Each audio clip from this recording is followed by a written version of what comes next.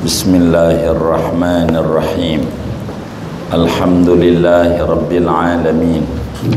Wassalatu wassalamu ala sayyidina Muhammadin wa ala alihi wa sahbihi ajma'in, amma ba'du.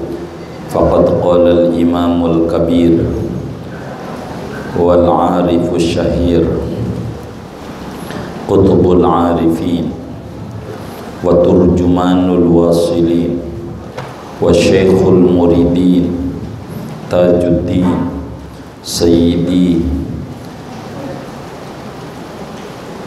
Ahmad ibn Athaillah As-Sakandari rahimahullahu ta'ala wa nafa'ana bih wa bi barakati ulumih wa ghafara lahu wa lima syaikhihi wa lima syaikhina, amin.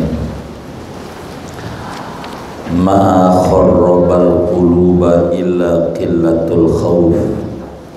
Tidaklah merusak akan hati kecuali oleh sedikitnya rasa takut kepada Allah Subhanahu wa ta'ala.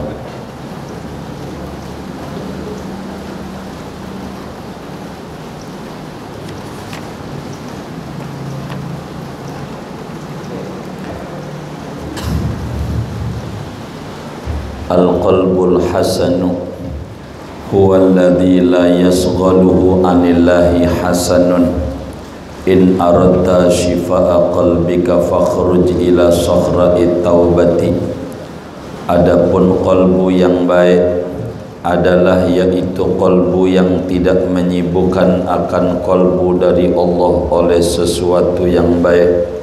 In aradta shifa'a qalbika, jikalau menghendaki oleh kamu akan kesembuhan kalbumu, fakhruj ila sakhra'i taubati, maka keluarlah kamu kepada halaman taubat.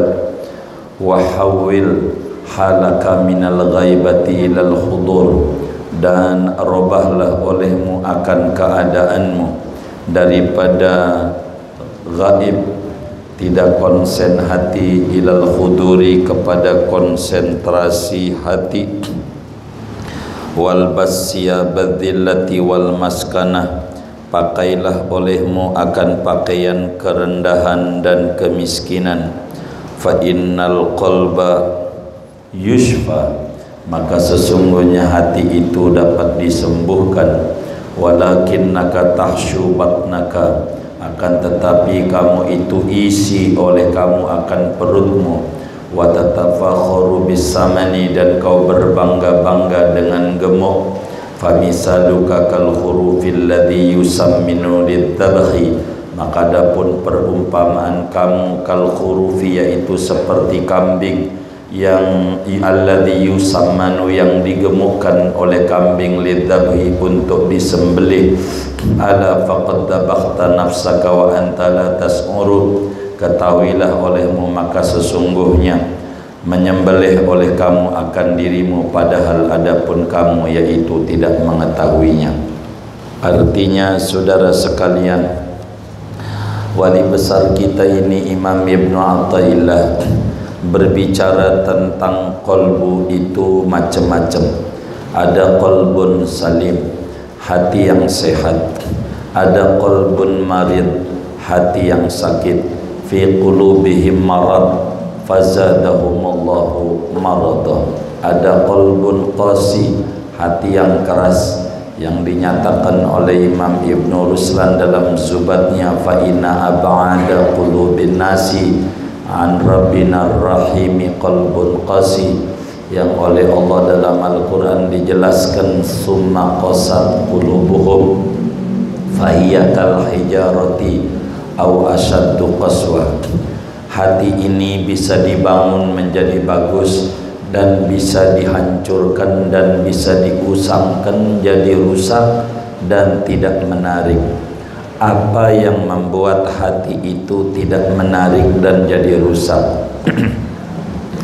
Dijawab oleh Imam Ibn Athaillah, ma kharrabal quluba illa qillatul khauf.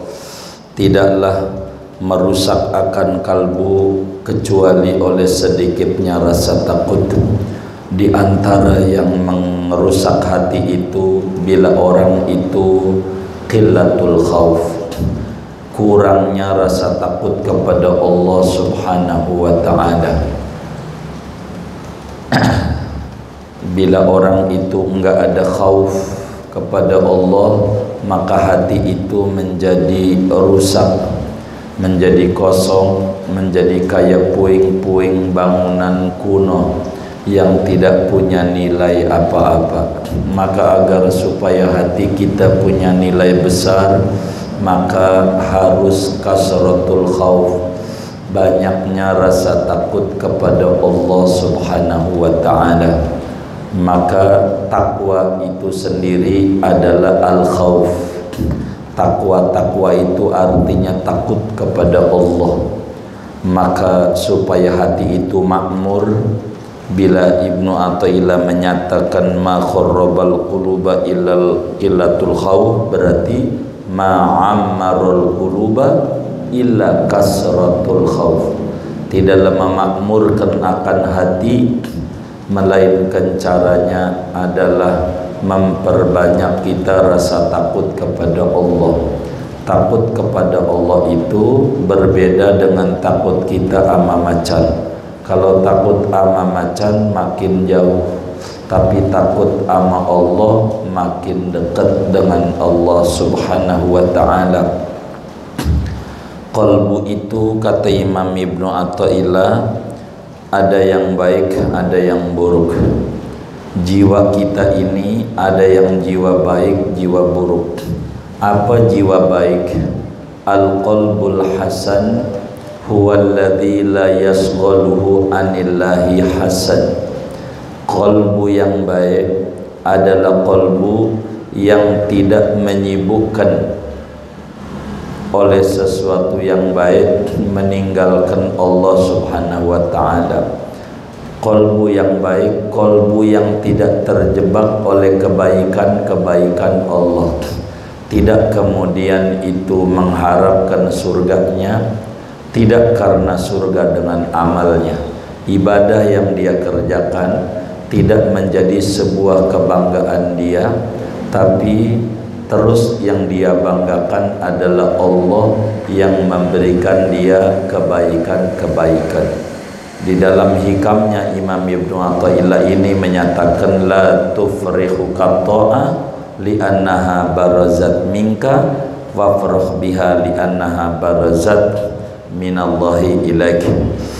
Jangan sampai ketaatan kita membuat bangga kita, tapi banggalah kepada Allah yang mengeluarkan ketaatan melalui tangan kita.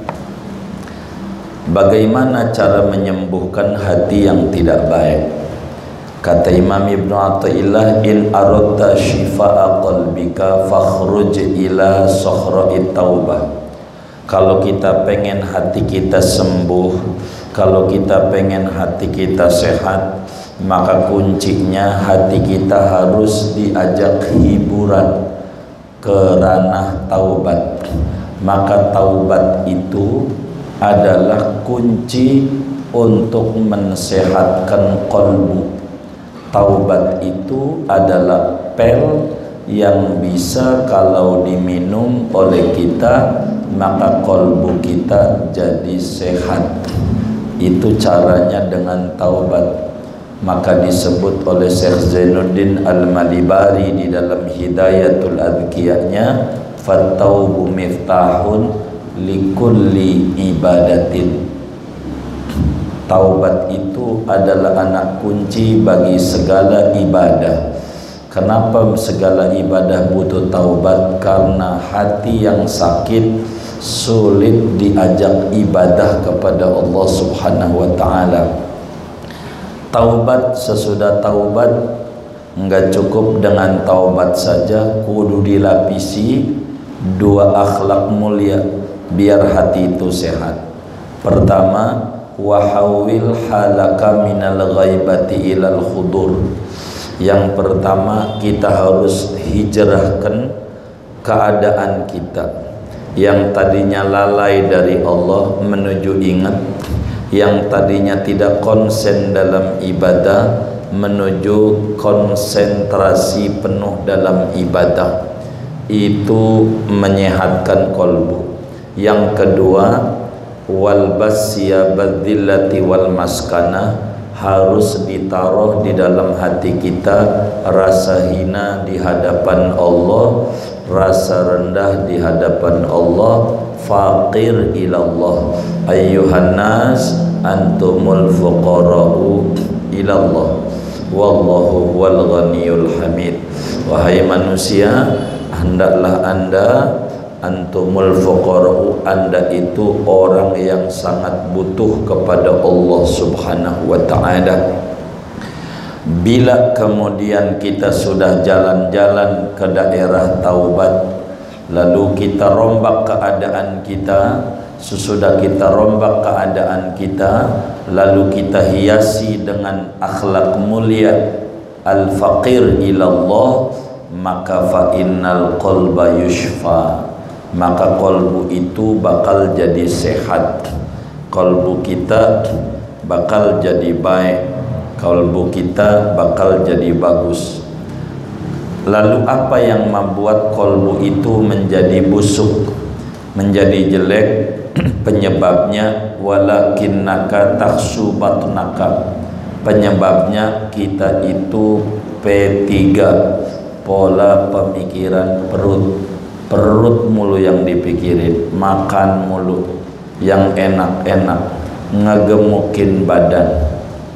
Padahal nilai seorang manusia itu bukan dari berat badannya. Kalau mau nilainya itu ketinggian tuh dari berat badannya, silakan bersaing dengan sapi. Sebab sapi itu akan mahal harganya bila beratnya iya. Dan kita menjadi mulia bukan dari suaranya.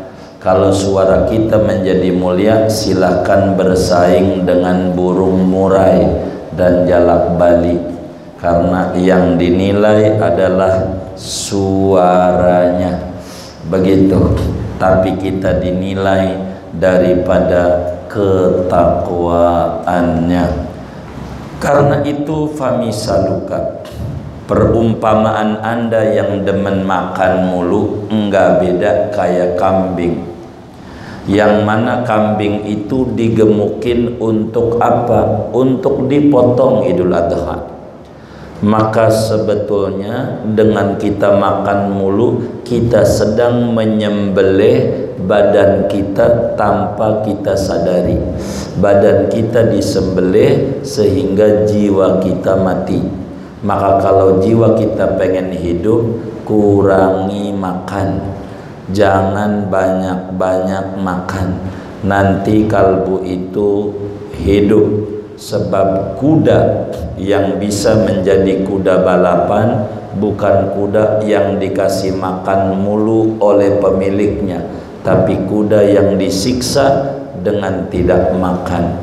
Puasa salah satu cara untuk kita mensehatkan kolbu kita. Sumu tasihu, anda puasa, anda bakal sehat jiwanya, bukan badannya doang, tapi jiwa akan jadi sehat dengan kita berpuasa. Berpuasa bukan tujuannya untuk supaya kita merasakan orang-orang yang lapar tidak makan. Kalau memang puasa tujuannya supaya kita ikut merasakan lapar orang yang tidak makan, maka orang miskin yang kelaparan tidak diwajibin puasa, sebab dia mah sudah lapar, begitu. Tapi puasa bukan itu sasarannya, untuk mensehatkan kolbu kita. Sebab badan yang dikasih makan mulu tidak bakalan kencang larinya menuju kepada Allah subhanahu wa ta'ala. Kemudian la yafutka majlisul hikmah walau kunta ala maksiyah, Jangan meluputkan akan kamu oleh majelis ilmu sekalipun ada oleh kamu, yaitu di atas kemaksiatan. Fataqulu, maka mengata oleh kamu, mal faidatu fi sima'il majlis, yaitu apa adapun gunanya mendengar pengajian di majelis. Wala aqdiru ala tarkil maksiyah, padahal tidak mampu oleh aku atas menjauhi kemaksiatan. Fatakulu ya, falatakul ya, di situnya ya, beda redaksi baik. La yafutka majlisul hikmah. Ini aja yang dibaca. La yafutka majlisul hikmah, jangan meluputkan akan kamu oleh majelis ilmu. Walau kunta ala maksiatin, sekalipun ada oleh kamu yaitu di atas kemaksiatan. Fala taqul, maka jangan berkata oleh kamu, mal faidatu fi sima'il majlis, yaitu apa adapun gunanya pada mendengar pengajian di majlis. Wala aqdiru ala tarkil maksiyah, dan tidak mampu oleh aku atas meninggalkan maksiat. Walau kunta kayyisan fatinan, lakanat huququllahi indaka akhdha min hududi nafsika. Andai adalah engkau itu cerdas, fatinan, cerdik, pandai, pinter, niscaya ada oleh hak-hak Allah di sisimu, akhdha, yaitu lebih penting, min hududi nafsika, daripada bagian-bagian nafsumu. Kata Imam Ibnu Athaillah Sakandari, kita orang jangan tinggalkan majelis hikmah. Kenapa tidak menyebut majelis ilmu? Sebab enggak semua ilmu berujung hikmah. Tapi kalau udah hikmah, pasti di dalamnya ada ilmu. Begitu, waman faman utiyal hikmata faqad utiya khairan katsira.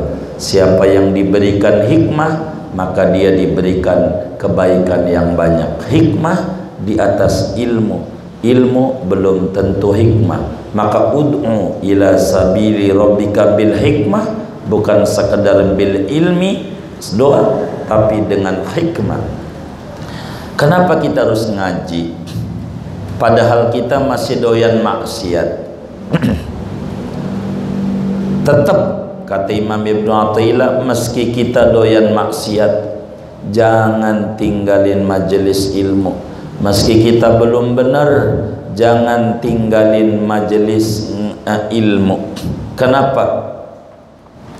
Jangan sampai kita ada bisikan dalam nafsu kita, apa gunanya ngaji? Toh saya masih bengal juga, yang ngaji aja masih belum benar, pakai jilbabnya lagi ngaji doang, habis itu dilepas lagi. Buat apa ngaji? Masih mendingan gue. Ini jangan sampai ada pikiran begitu, kata Imam Ibnu Athaillah. Jangan. Kenapa? Bal ala rami, ya gitu ya. Ada. Baik, di kitab saya ini yang satunya nggak ada, tapi ini ada nih. Bal ala rami an yarmiya, bahkan hendaknya atas orang yang memanah, an yarmiya, oleh bahwa ia memanah saja. Fa illam ya'khudil yauma ya'khud ghadan, maka jikalau tidak menangkap oleh orang akan pada hari ini, maka mengambil oleh orang ghadan akan esok hari. Jadi kata Imam Ibnu Athaillah, jangan tinggalin majelis ilmu sekalipun kita masih berlumuran maksiat. Jangan terjebak dengan kita berkata, buat apa dengerin pengajian, toh saya belum bisa jauhin maksiat. Jangan. Sebab apa? Orang yang memanah itu kalau berhenti memanah, tambah kagak bisa berhasil memanah. Orang yang belajar sepeda itu jangan berhenti belajar sepeda, terus aja. Kalau sekarang ini memanah belum tepat sasaran, moga esok tepat sasaran. Kalau sekarang dengan ngaji ini belum dapat kesadaran dari Allah, wahbah ilahiyah yang dicurahkan dalam qalbu, moga esok Allah kasih wahbah ilahiyah dalam hati. Besok enggak, moga besoknya. Jangan tinggalin ngaji meski kita masih berlumuran maksiat, sebab Allah itu kuasa. Bisa saja yang tadinya kita ngaji sambil maksiat berubah menjadi ngaji berhenti maksiat. Sebab apa? Sebab wa madzalika 'alallahi bi'aziz. Semua itu tidak akan sulit di mata Allah Subhanahu wa ta'ala. Ngaji saja. Jangan sekali-kali kita meninggalkan majelis ilmu. Rugi kita nggak ngaji. Walaupun dengan ngaji masih nggak dapat, paling tidak menggugurkan kewajiban. Nomor 2, paling enggak dengan ngaji kita duduk di tempat kebaikan yang penuh rahmat.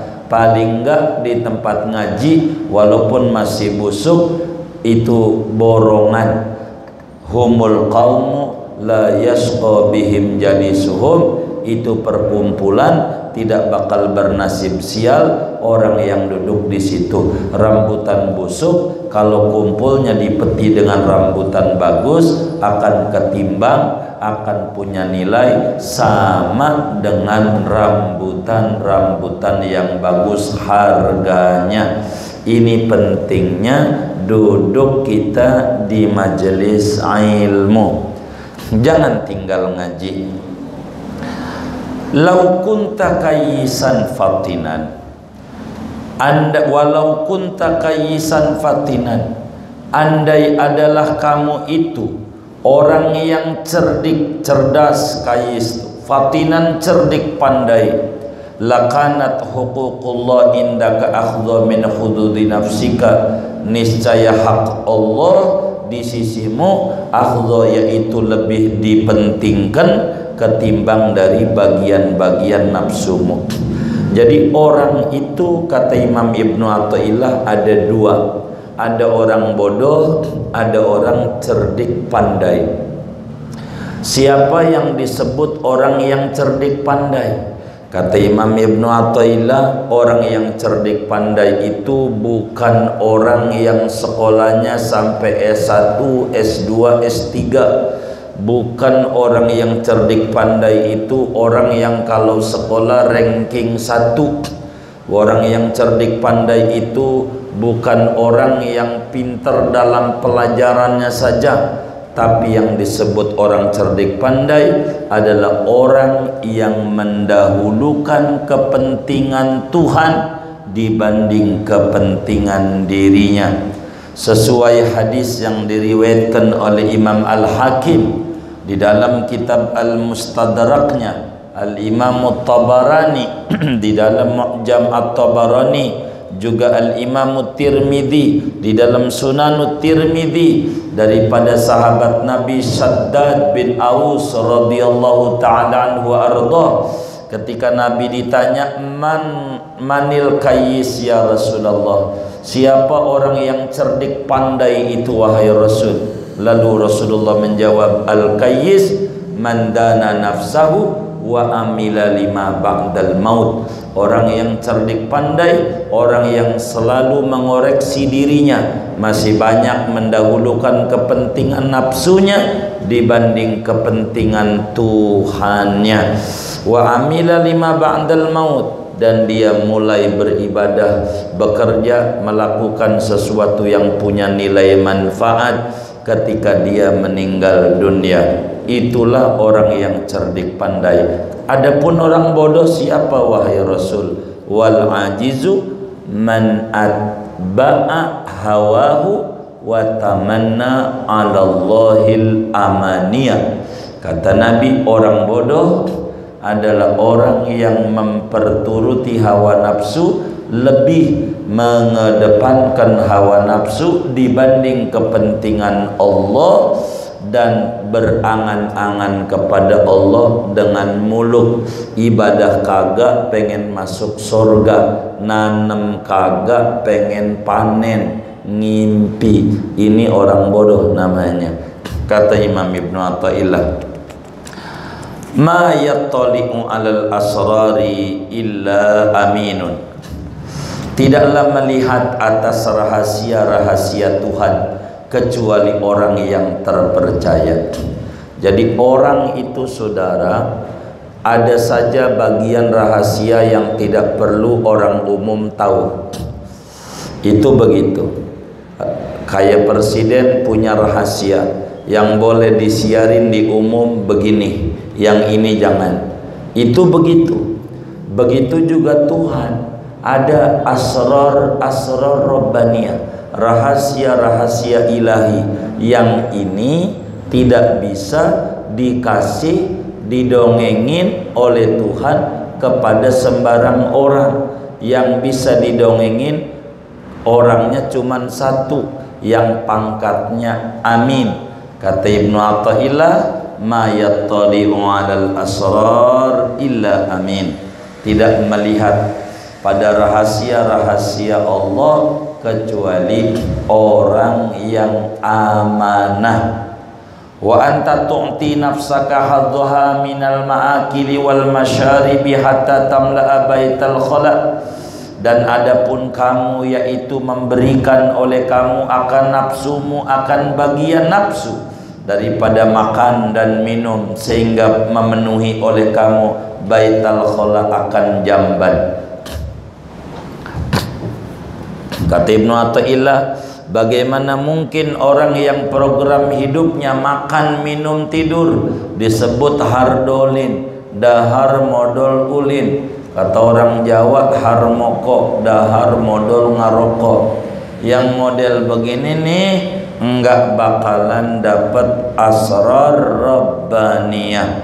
Sebab Tuhan punya program, wa ma khalaqtul jinna wal insa illa liya'budun. Dia ganti ayat itu, wa ma khalaqtul jinna wal insa illa liya'kulun. Illa liya'kulun, makan mulu. Programnya makan. Di mana tempat makan dia tahu, tapi majelis ilmu dia tak tahu. Orang yang begini nih disebut tidak amanah. Maka orang yang makan mulu ini tidak amanah, maka untuk mendapatkan ilmu asrar sir-sir Allah sulit kalau orang tukang makan mulu. Begitu. Wa yakfika hubbud dunya, dan memadai akan dikau oleh amat mencintai dunia. Wa man ahabbad dunya faqad khana, siapa orang yang amat mencintai oleh dia akan dunia, faqad khana, maka sungguh dia khianat. Wa man khana fahal yutlimuhul maliku ala asrarihi, siapa yang khianat maka apakah memperlihatkan akan dia oleh raja atas rahasia-rahasia raja. Fastakmilil adhkar wa alaihi inzalul anwar, maka amalkan olehmu akan zikir. Al afkar apa adhkar? Afkar. Oh baik, ada dua ini. Fastakmilil afkar, maka amalkan olehmu akan bertafakur. Wa alaihi inzalul anwar, dan atas istikmalul afkar turunlah segala cahaya-cahaya ilahi. Jadi kata Imam Ibnu Athaillah menasihati kita bahwa nilai seorang manusia itu adalah apa yang ada pada benaknya.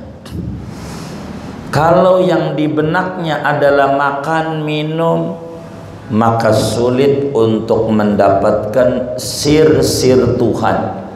Enggak bisa orang yang kayak begitu. Bila otaknya dunia, maka akan menutup kedekatan dengan Allah. Sebab bila hubbud dunia, maka dia telah khianat Orang yang khianat namanya tidak amin. Orang yang tidak amanah, apakah raja itu mau ngelihatin rahasia-rahasia negaranya kepada orang yang khianat? Tentu tidak. Oleh karena itu, supaya Tuhan kasih sama kita tentang asrar rabbaniyah, maka kita harus jangan hubbud dunya, supaya kita dicatat sebagai amin, orang yang amanah. Caranya kita harus bertafakur, gunakan akal kita untuk merenung, untuk apa Tuhan hadirkan kita di jagat raya ini. Apakah kita untuk makan, minum, tidur doang, ataukah untuk apa Tuhan hadirkan? Dengan kita banyak merenung, wa alaihi inzalul anwar, maka cahaya-cahaya Allah akan datang pada kita. Sehingga konsep nilai tingginya seorang hamba itu adalah pada apa yang ada di benaknya. Idza kanat himmatuhu ad-dunya fala qimata lahu indallah. Bila di otaknya isinya dunia mulu, maka tidak ada nilai barang sedikit pun di mata Allah Subhanahu wa ta'ala. Apa tandanya hubbud dunya? Dia bakal kecewa ketika dunia itu pergi sama dia. Dia bakal berbangga-bangga bila ada dunia pada dirinya. Padahal itu semuanya sabab saja. Dengan harta tidak bisa orang menjadi mulia, belum tentu. Sebagaimana tidak punya harta juga belum tentu juga hina di mata Allah Subhanahu wa ta'ala. Qarun hartanya banyak, hina. Isa bin Maryam, orang yang tak punya harta, dia mulia. Maka apa yang ada di dalam dirinya itu adalah bakal menjadi tinggi nilainya di mata Allah. Konsen kita harus sama Allah Subhanahu wa ta'ala. Kemudian Imam Ibnu Athaillah menyetir beberapa hikmah yang ada di dalam hikamnya masuk pada kitab Tajul Arusnya. Kata beliau, ma nafa'al qalba syai'un mislu khalwatin yadkhulu biha maidana fikratin. Ma nafa'al qalba, tidaklah memberi manfaat akan kalbu syai'un oleh sesuatu, mislul khalwati, mislu khalwatin seperti khalwah, uzlah, yadkhulu biha yang memasukkan ia dengan khalwah, yang masuk ia dengan khalwah, maidana fikratin pada medan tafakkur. Apa artinya? Ibadah itu saudara ada dua. Ibadah yang dikerjakan oleh kita ini ada dua ibadah. Pertama ibadah badaniyah. Pertama ibadah yang lari ke aspek lahiriah. Kedua ibadah ruhiyah, ibadah yang larinya ke aspek ruhani. Nah, dunia tasawuf itu bukan yang mengesampingkan ibadah badaniyah, tidak. Itu namanya kafir zindiq. Orang tasawuf itu mengedepankan tetap landasannya ibadah badaniyah, salat, ibadah badaniyah, haji, zakat, puasa termasuk, walaupun ada ruhiyah enggak kelihatan, tapi ibadah dalam kategori aspek syariat, aspek badaniyah. Nah, oleh karena orang itu ada ibadah zahir, ada ibadah batin, maka ibadah zahir tidak boleh ditinggal dalam dunia tasawuf. Betapa Rasulullah sallallahu alaihi wasallam, orang yang paling tinggi derajatnya, tetap dia solat hatta tawarramat qadamah, sampai kakinya bengkak. Para sahabat juga ibadah semuanya, tapi mereka itu yang menjadi tinggi bukan pada aspek badaniyah saja, ada yang jauh lebih penting, yaitu aspek batiniyah. Kata Imam Ibn Athaillah, "Ma nafa'al qalba syai'un mislu khalwah." Ibadah yang paling tinggi adalah ibadah batin di atas ibadah lahir. Mana di antara ibadah batin yang paling menyehatkan qalbu? Yaitu khalwah, menyediakan waktu dalam 24 jam untuk duduk barang semenit 2 menit beraudiensi dengan Allah, ngobrol sama Tuhan, ngebaca diri siapa kita dan siapa Allah.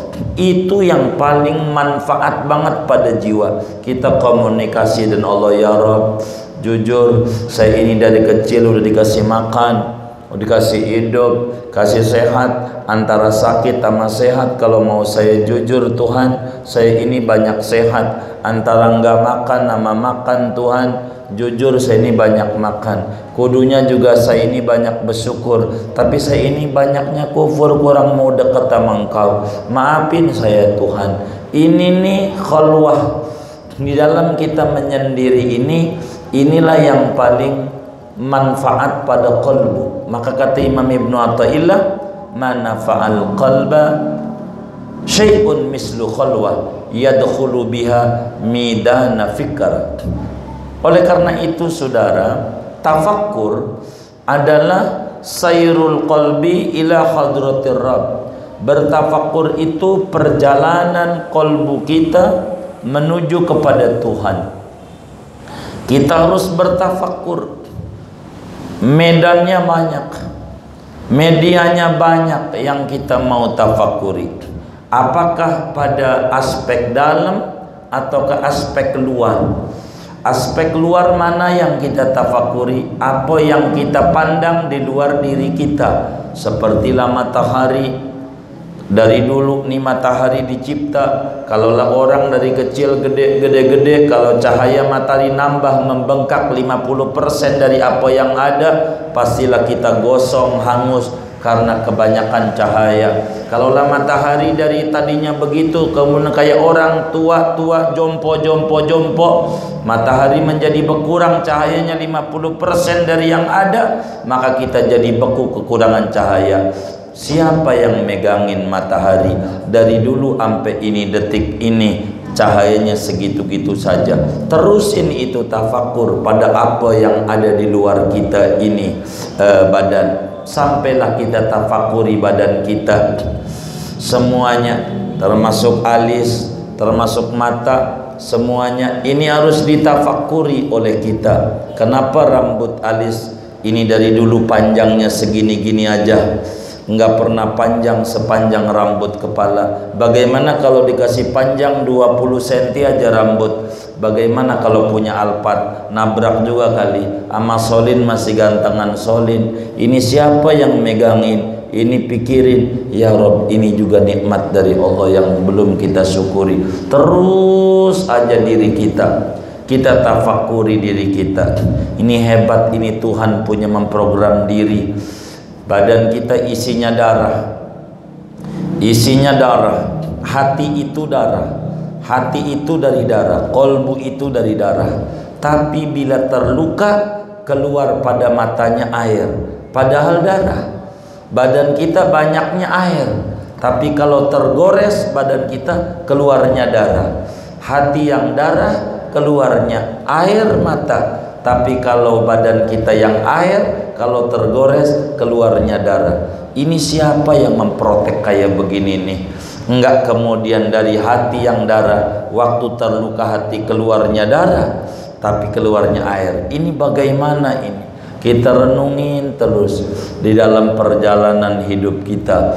Ini sangat manfaat pada hati. Maka kata Nabi dalam hadis riwayat Imam Ad-Dailami di dalam Musnad Ad-Dailami daripada Sayyidina Abdullah bin Abbas radhiyallahu taala anhuma wa ardahuma, at-tafakkuru sa'a khairun min ibadati sana, wa fi riwayatin tafakkuru sana khairun min ibadati alfi sana. Anda bertafakkur sebentar lebih tinggi dari ibadah setahun. Dalam satu riwayat lebih tinggi daripada ibadah bertahun-tahun. Maka Tafakkur, kata Imam Ali bin Abi Thalib, al-fikratu sirajul qalbi fa idza dhahaba dawuhu. Yang namanya tafakkur adalah pelita hati. Bila tidak ada tafakkur, gelaplah hati seseorang itu. Kedua, Ibnu Athaillah menyatakan, mengutip dari kalam hikmahnya, kaifa yusyriqu qalbun suwarul aqwani muntabi'atun fi mir'atihi. Kaifa yusyriqu qalbun, bagaimana mungkin bercahaya oleh qalbu. Suwarul aqwani muntabi'atun fi mir'atihi, adapun potret-potret alam, muntabi'atun yaitu terpatri pada cermin qalbu. Am kaifa yarhalu ilallah wa huwa mukabbilun bisyahawati, atau bagaimana mungkin berjalan oleh seseorang menuju kepada Allah, padahal adapun dia orang mukabbilun yaitu terbelenggu bisyahawatihi dengan syahwatnya orang. Am kaifa yatma'u an yadkhula hadratallahi ta'ala wa huwa lam yatatahhar min janabati ghafalati, atau bagaimana mungkin berharap oleh seorang akan bahwa masuk oleh dia pada hadrat Allah, padahal adapun dia yaitu belum bersuci oleh dia daripada junub kelalaian dia. Am kaifa yarju an yafhama daqaiqal asrar wa huwa lam yatub min hafawati, atau bagaimana mungkin berharap oleh seseorang akan bahwa memahami oleh dia akan kehalusan rahasia-rahasia Tuhan, padahal adapun dia yaitu belum taubat oleh dia daripada kesalahannya dia. Apa maknanya? Saudara, manusia itu semuanya pengen bahagia. Tidak ada satu orang pun yang terlahir ke dunia ini yang tidak pengen bahagia. Semua orang pengen bahagia. Kata Imam Ibnu Athaillah, untuk menuju bahagia maka caranya ada 4 cara yang harus dia tempuh supaya dia hidupnya penuh dengan bahagia. Ada 4 caranya. Mana itu caranya? Yaitu pertama, isyraqul qulub, membuat hatinya bercahaya. Itu adalah rumus bahagia. Kedua, yang membuat orang bahagia adalah ar-rahil ilallah, yaitu kita harus pergi berjalan menuju kepada Allah. Yang ketiga, yang membuat orang itu bahagia, yang harus diupayakan adalah at-tama fid dukhul ila hadratillah, harus bercita-cita bisa masuk pada keharibaan Tuhan. Keempat, supaya dia bahagia maka dia harus berupaya, bercita-cita dalam hidupnya bisa memahami rahasia-rahasia Tuhan. Maka kebahagiaan itu 4 tahapannya. Jadi yang tertingginya yang harus diupayakan oleh seorang hamba adalah bagaimana bisa memahami rahasia-rahasia Allah. Itu yang paling tinggi yang harus diupayakan oleh dia. Tapi untuk mencapai yang tinggi ini, memahami rahasia Allah ini enggak bisa kecuali kudu melalui tahap sebelumnya, yaitu masuk dulu pada bisata hadratihi ta'ala. Harus masuk pada hadrat Allah. Untuk bisa masuk kepada hadrat Allah enggak bisa kecuali kudu at-tirhal ilallah, kecuali kita kudu menuju kepada Allah. Untuk menuju kepada Allah tidak bisa kecuali kudu isyraqul qalbi, membuat hati kita bercahaya, membuat hati kita sehat. Namun di dalam mencapai kebahagiaan yang dia impikan itu ada penghalangnya. Yang menghalangi orang menuju bahagia ada 4 juga. Sebagaimana matalibul abdi fi sayrihi ilallahi ta'ala arba', begitu juga mawani'ul abdi fi sayrihi ilallahi ta'ala arba'. Begitu juga yang membuat kita ini menjadi tidak bahagia, hidupnya sengsara, ada 4 penghalang. Ada kendala 4 rintangan yang ini yang membuat kita menjadi tidak bahagia. 1 adalah tab'u suwaril aqwan fil qalb. Yang pertama, begitu terpaterinya potret alam dalam hati. Ini yang membuat tidak bahagia. Yang kedua, yang membuat tidak bahagia adalah bila orang terbelenggu dengan syahwat nafsunya. Ketiga, yang membuat orang tidak bahagia, tidak bisa menuju kepada Allah adalah dia masih berhadas besar daripada hadas kelalaian dia dari Allah. Keempat, yang membuat kendala dia dekat dengan Allah, bahagia, yaitu adalah belum bertaubat dari kesalahannya. 4 tahapan ini yang membuat kita tidak bahagia. Yang paling parah dari 4 adalah bila kita tidak taubat daripada kelalaian kita. Kalau kita enggak taubat, ini bagaimana caranya supaya kita ini nih ada penyakit sebelum ini, karena ini penyakit kronis, yaitu kita kudu mandi dulu daripada junub kelalaian. Di bawah ini kita kudu harus pandai mengelola nafsu. Dari ini kita harus membuang potret alam dari hati. Itu Imam Ibnu Athaillah. Jadi yang pertama kata Ibnu Athaillah, kaifa, kata beliau, kaifa yusyriqu qalbun suwarul aqwani muntabi'atun fi mir'ati. Bagaimana orang bisa kalbunya sehat, kalbunya bercahaya, kalbunya bening, kalbunya kategori qalbun salim, yang disebut yauma la yanfa'u malun wala banun illa man atallah biqalbin salim. Bagaimana supaya kalbu itu harus sehat? Maka obatnya daripada ini, caranya harus membuang potret alam dari cermin hati. Begini. Cermin itu kalau bersih, orang ganteng akan kelihatan ganteng, orang putih akan kelihatan putih, orang hitam akan kelihatan hitam, karena cerminnya bersih. Tapi bila cermin itu banyak bintik-bintik hitam, maka biar kata kita ganteng, muka kita bopeng, muka kita banyak bintik-bintik hitam. Kok muka saya banyak bintik hitam ya?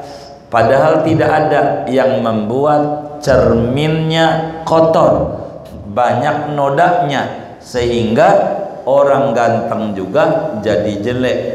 Kolbu, bila kemudian itu terpatri dalam kolbunya gambaran alam, kita ibadah pengen dipuji orang, kita ibadah ada ujub, kita hidup ada dengki, kita hidup ada gibah, kita hidup ada namimah. Ini namanya suwarul aqwan, potret-potret yang kita temui. Betapa kita hadir di majelis ilmu, ada mubalik dua, yang satu naik kurus, langsung kita komentari, pasti diomelin bininya mulu, tandanya dia kurus. Udah naik lagi yang satunya gemuk, pasti jarang puasa, salah mulu orang sama kita. Enggak ada benernya. Ini namanya suwarul aqwan muntabi'atun fi mir'ati. Maka apa yang ada di alam ini jangan dijadikan tujuan. Yang dijadikan tujuan adalah Allah. Hatta surga jangan jadi tujuan Allah aja. Kalau Allah redho mau ditaruh di neraka juga kayak malaikat Malik, ada di neraka dari dulu sampai detik ini, maknyus, bisa tidur tuh di neraka karena di sana dapat ridho Allah. Kalau dapat ridho Allah mah enak, begitu enak. Kalau diridhoin mau ditaruh di penjara tuh Cipinang, bisa ngorok-ngorok karena diridhoi oleh pemerintah, digaji, dipindahin aja nggak mau, sebab belum dari yang besuk lumayan juga begitu. Itu begitu. Kenapa ada ridho? Tapi yang di dalam penjara itu dia pegel karena di sana ada sukh, ada murka dia. Begitu. Maka supaya kalbu kita bercahaya, jangan sampai apa saja yang di luar dimasukin di hati, jangan. Sebab hati ini merespon yang di luar, lalu kita respon, kita pikirin, itu bakal menggelapkan hati.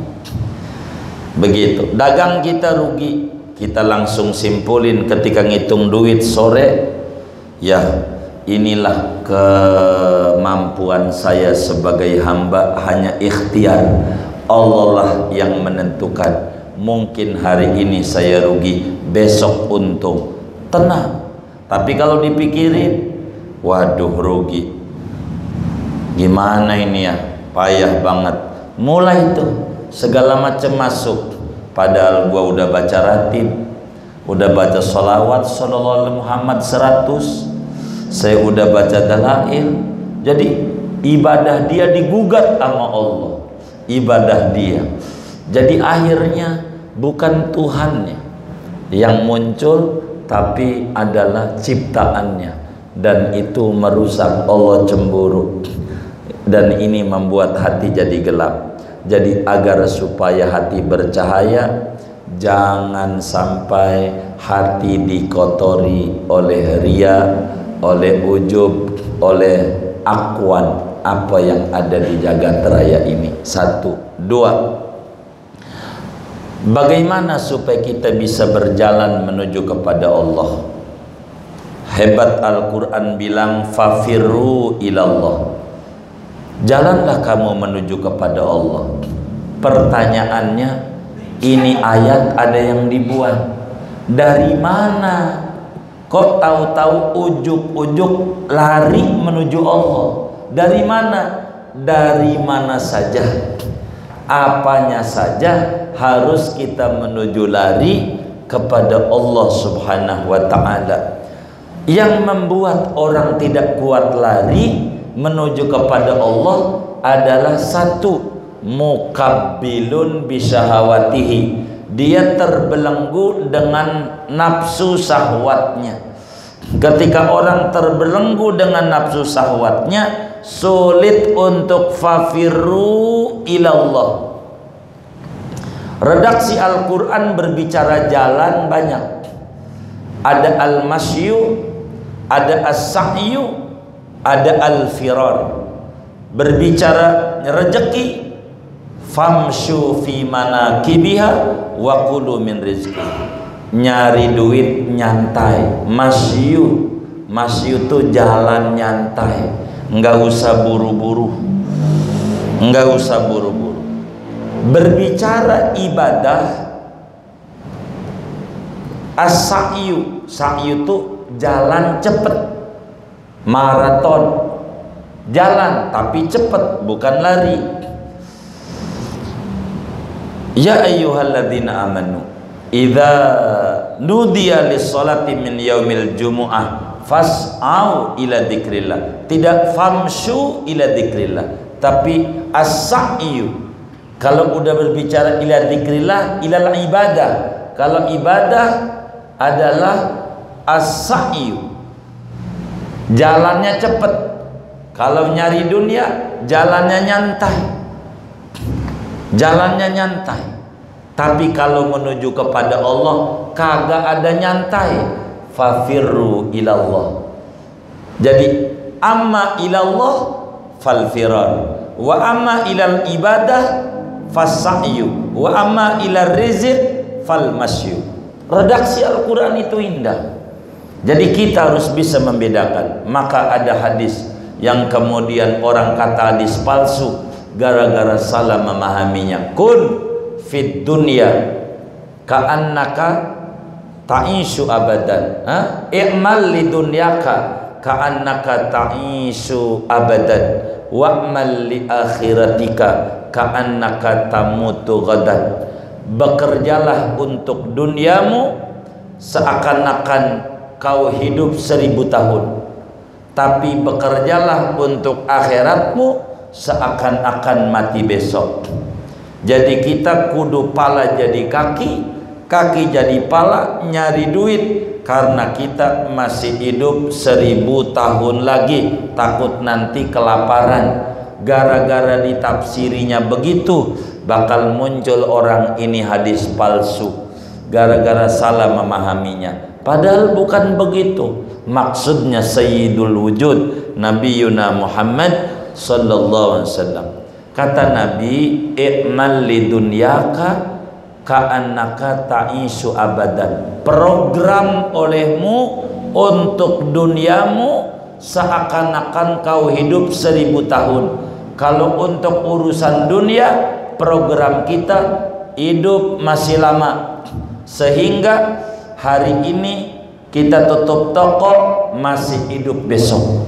Hari ini rugi, besok masih ada hari untung. Hari ini kita nggak banyak untungnya, besok ada. Nggak usah ngoyo untuk dunia mah, nyantai saja, karena anggap aja hidupnya masih lama. Enggak hari ini punya, besok punya. Enggak usah maksain diri sampai nyolong-nyolong untuk dunia. Namun kata Nabi, untuk akhirat kita jangan dientar-entar, takut besok mati. Maka sekarang maksimalkan di dalam ibadah, karena ngeri besok enggak hidup lagi. Jangan buat akhirat entar. I'mal li akhiratika ka'annaka ta'isu abadan. Programlah untuk akhiratmu, masih lama hidup, sekarang masih muda, udah main-main aja. Entar kita ngalamin tua baru tobat. Ini namanya ngebalik-balik hadis Nabi. Kalau untuk akhirat jangan berpikir masih panjang umur kita. Kalau untuk dunia kita pikirin masih panjang umur kita untuk dunia, sehingga di dunia enggak ngoyo. Tapi untuk akhirat enggak boleh nyantai-nyantai. Itulah makna famsyu fi manakibiha wa kulu mir rizqi i'mal lidunyaka ka'annaka ta'isu abadan. Tapi kalau untuk akhirat fas'au ila dzikrillah, sebab ngeri takut kita enggak hidup lagi, terlalu sedikit bekal kita di akhirat. Tapi kalau untuk Allah, am kaifa yarhalu ilallah wa huwa mukabbilun bisyahawati. Untuk Allah kudu fafirru ilallah, kudu lari sekencang-kencangnya.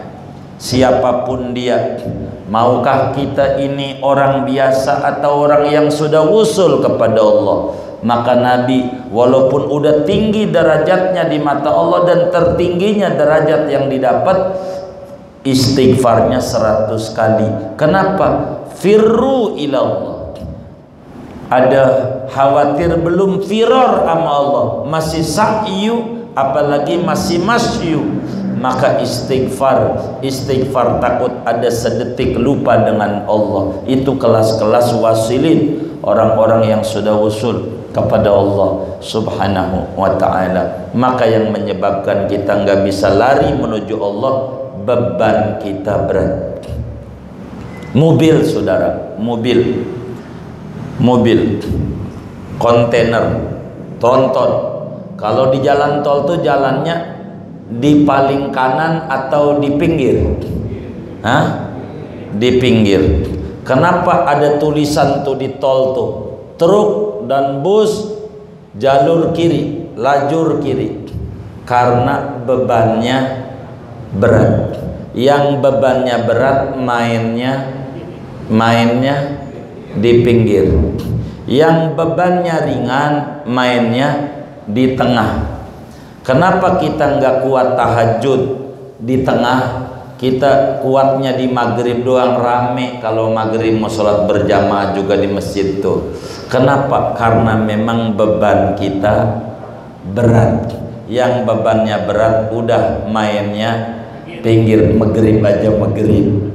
Adapun jam 3 malam di tengah, ini mau yang bebannya ringan.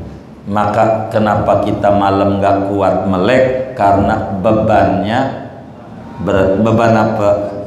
Iya, dosa dah. Beban apa lagi kita?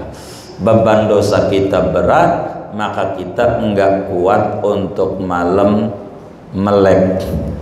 Malam melek enggak kuat, terlalu banyak beban. Ketiga, mengapa kita kagak bisa masuk ke dalam rumah Allah? Kita nggak bisa masuk ke hadrat Allah. Kenapa ini? Ada orang ke Singapura nyampe, ke Bali nyampe, Puncak bolak-balik, ke Bangkok nyampe, dia ke Paris dia nyampe, ke Amerika dia nyampe, ke Mekah nggak nyampe-nyampe. Padahal duitnya ada, nggak nyampe-nyampe. Ada apa ini? Nggak bisa masuk ke Baitullah ini sebab dia masih junub. Tuhan larang orang junub untuk deketi baitnya. Kenapa kita kurang mau ama ibadah? Baca Quran nggak mau, nggak bisa kita baca Quran karena kita masih junub, berhadas besar jiwanya. Dengan hadas namanya ghaflah, lalai dari Allah. Ketika kita lalai dari Allah, itu disebut dalam dunia sufi junub. Kalau orang kentut namanya atau bersetubuh keluar mani namanya junub dalam dunia syariat. Tapi kalau dunia hakikat, dunia sufi, bukan itu. Bila kita ada lalai dari Allah, di sana jiwa kita junub, maka sulit untuk asik dengan Tuhan.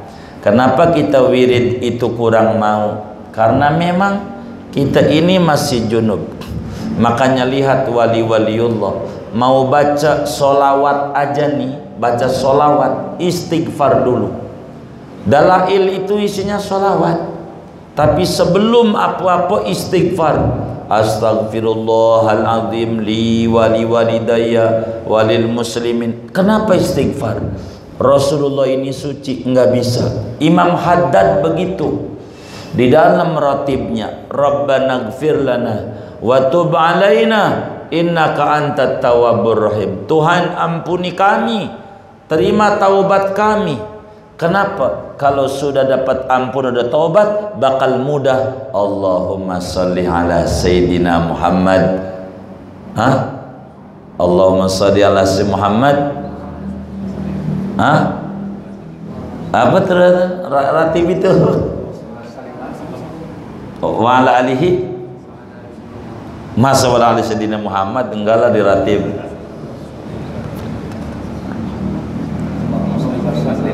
Oh iya, Allahumma sholli Allahumma sholli alaihi wasallim. Tuh, begitu. Kudu taubat dulu, pengen dekat sama Nabi. Begitu pengen dekat sama Allah. Kalau Nabi cukup 3 kali. Enggak banyak. Karena kelasnya makhluk. Tapi kalau kelasnya Khaliq kudu banyak. Istighfar 8. Astagfirullah Rabbal Baraya, Astagfirullah minal khotoya 4 kali, 8 baru bisa kita la ilaha illallah. Sebab untuk masuk kepada Allah tidak bisa kalau tidak tobat. Sebagaimana untuk masuk kepada Rasulullah tidak bisa kita kalau tidak tobat daripada kelalaian kita. Maka Imam Haddad itu didik ke Nabi aja kudu tobat. Nggak bisa baca sholawat itu, nggak bisa walaupun ringan. Kalau nggak tobat nggak bisa, kudu bersih dulu. Mau Nabi bilang al-bakhil kullul bakhil, nggak dengar juga, jiwanya nggak dengar, tahu nggak dengar.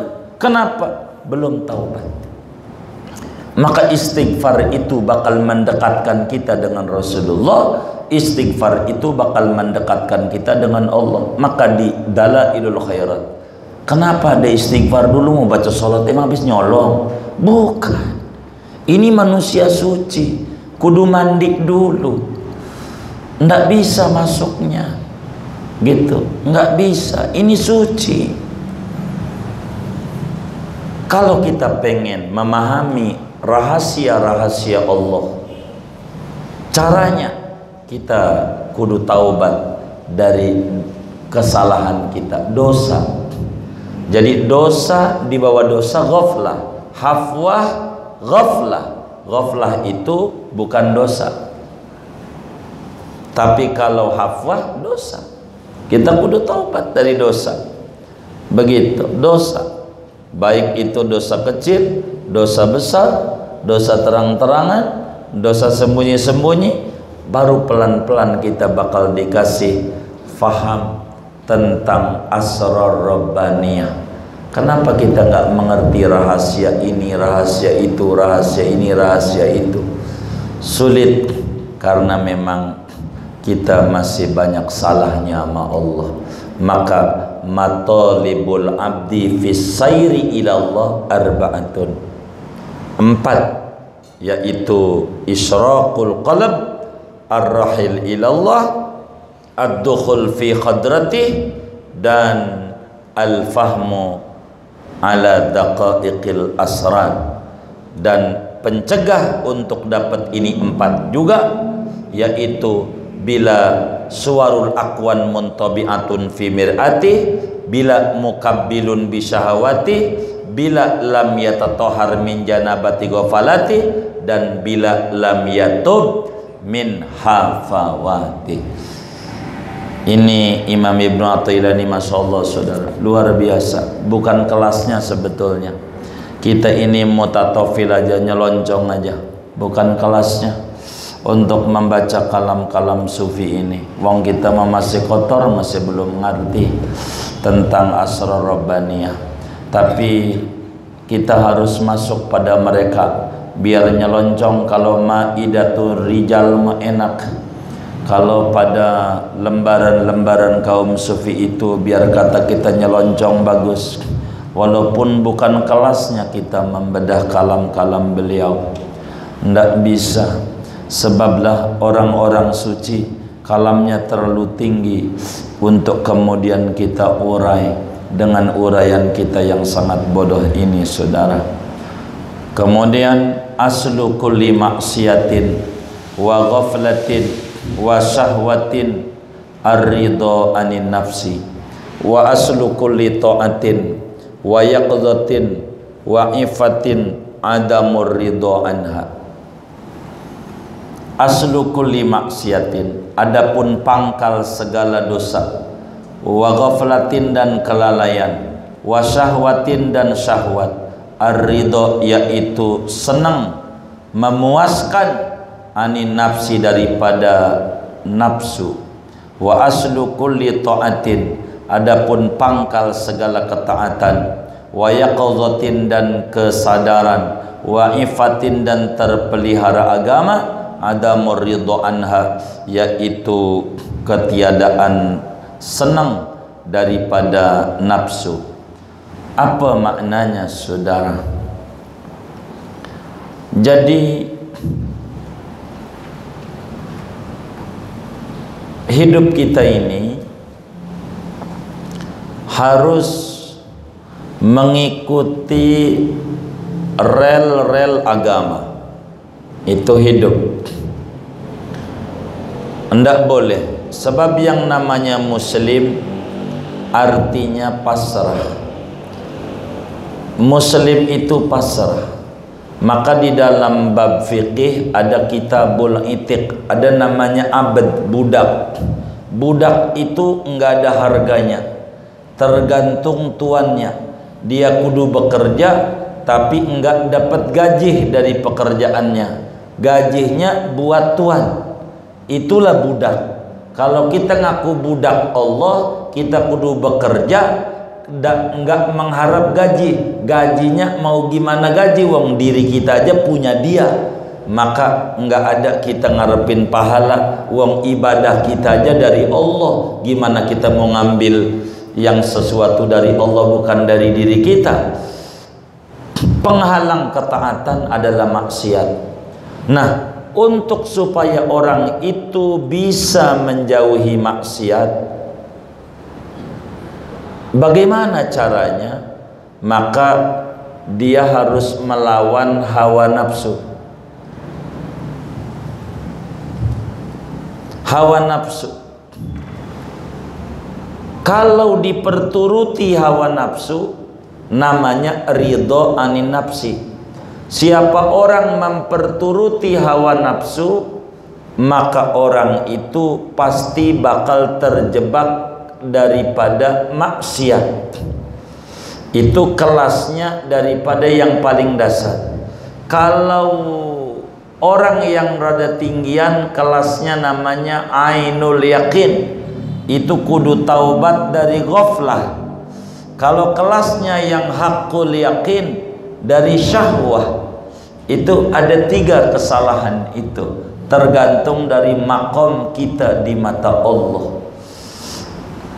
Maka pangkal segala kemaksiatan itu memuaskan hawa nafsu, memperturuti hawa nafsu. Ini pasti orang bakal terjebak pada dosa, terjebak pada kelalaian, terjebak pada nafsu syahwat angkara murka. Sebab kalau kemudian kita ridho kepada nafsu, maka akibatnya kita akan memuji-muji diri. Waduh, hebat kita, kita hebat, kita ini enggak sholat aja gue, ini dagang untung, ini macam-macam. Begitu. Ini gara-gara ridho anin nafsi, sehingga dia mau terjebak pada maksiat, terjebak pada ghaflat, terjebak pada syahwat.